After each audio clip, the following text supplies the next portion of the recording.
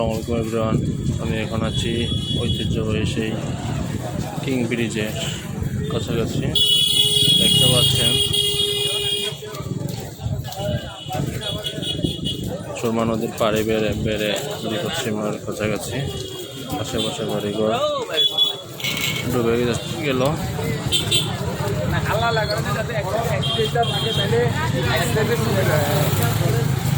আপনারা সবাই দোয়া করবেন সিলেটবাসীর জন্য। সে 22-এর পর আবার 24-এ সে ভয়াবহ বন্যার শিকার।